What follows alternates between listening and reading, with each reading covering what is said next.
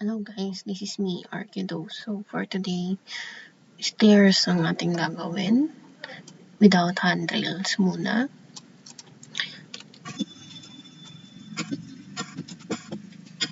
So let's start. Ito yung mga samples.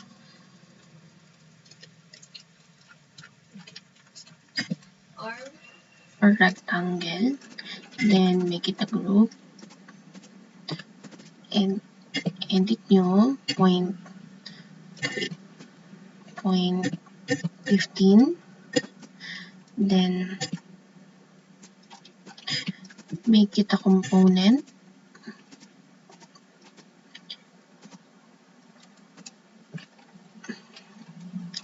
Para kapag in-edit siya, sabay-sabay natin siyang may edit kapag ginawa component.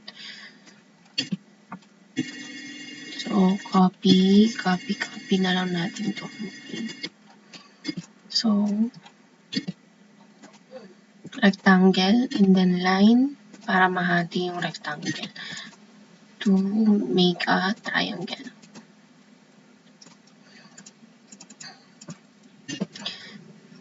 Yung ganito, hindi na kailangan natin i-component kasi unti lang naman, unlike yung itong mga tabs, itong mga blanks na rectangle lang.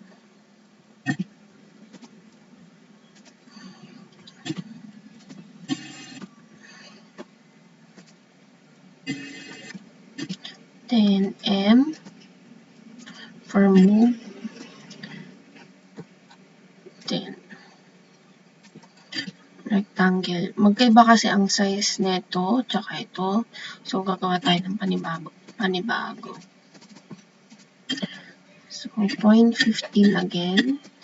Then after that, make it a component. Okay. Then move. Then i-copy natin.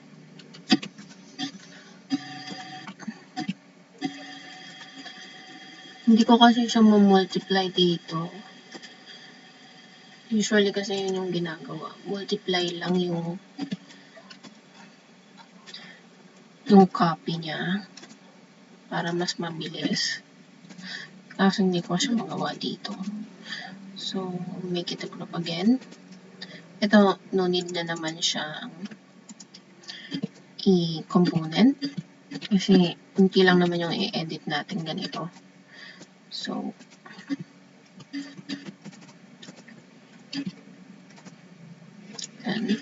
then space, then click, control lang para ma-select mo yung iba. Okay? Na hindi na de-select yung ibang component o yung ibang object. Okay? Again, rectangle. Copy na lang tayo dito. And then control para i-drag mo na lang. Copy. Okay.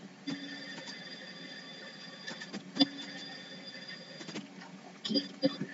So, ang purpose kaya ginawa natin component siya is to pag in-edit natin ng isang component, may edit na rin to, may edit na rin yan. At ito. Okay. Let's take a look. Ang kapal nung flank, siguro I think 0.4. Usually, ito yung ginagamit namin na kapal. Then, ganyan na siya. So, sabay-sabay. Less sa time. Okay. So, ito naman, itong dalawa, ito, mano-mano nga lang. 0.04. Then, edit natin yung group. Double-click nyo lang para mas mabilis. Para ma-edit yung group. Okay. Space, tapos double-click. Then, gawa tayo ng guide. 04. Then, click mo yung bottom. Then, pantay mo lang siya dun sa guide. Ayan. So, ito naman, ganun din. Naka-component siya. So, kung pagka-edit mo ng isang component, lahat sila magkakaroon ng magiging ganun. Okay. So, 0.04. Ayan o, pag clinic mo yung isa, maseselect yung iba. So, kasi component siya, i-edit mo yung component. Okay. Karoon din siya ng ibang guide. Ay, shit. Nasaan na ba ako? Sorry. Bad word. Okay. So, guide again, dahil ito ay ating trinoop lang, not a component. So, gawa lang tayo ulit. Then, ipantay natin dito sa line para yan yung purpose ng ating tape. For guide. For tape, drag down lang and then hold nyo lang, then type the measurement. Then, click nyo na.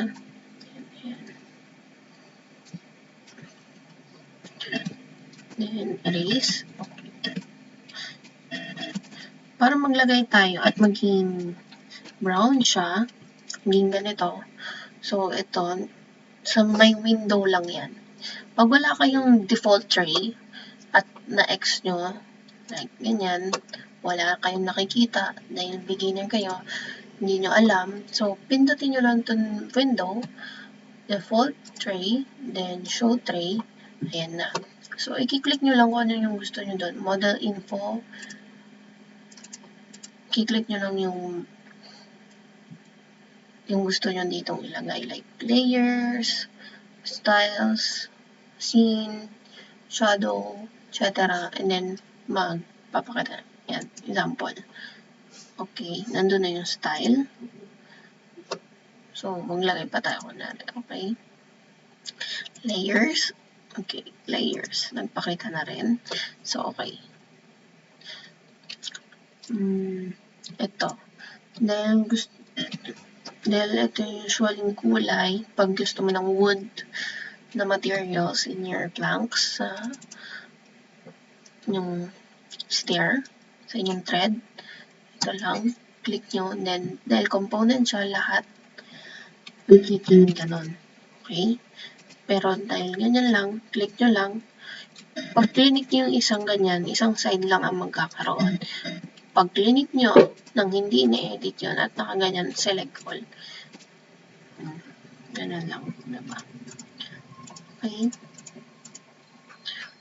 Papaliguan mo na lang siya ng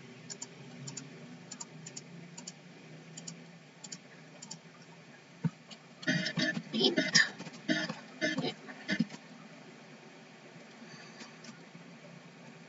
Okay. Next naman na tutorial is the handrails. And thank you. Pag gusto nyo naman na ganito lang siya at hindi siya yung lutang, pwede naman, hindi nyo na kailangan siyang i-push.